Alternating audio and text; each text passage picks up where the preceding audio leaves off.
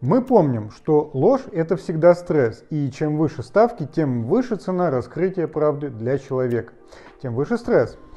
А стресс – это всегда напряжение, и в контексте голоса это тоже проявляется. В таких случаях мы можем слышать придыхание в речи человека, либо еле слышный щелчок в гортани, называемый гортанным взрывом. Тут же, в связи с напряжением и изменением работы голосовых связок и их напряжением, человек пытается придать им эластичность и старается прокашляться.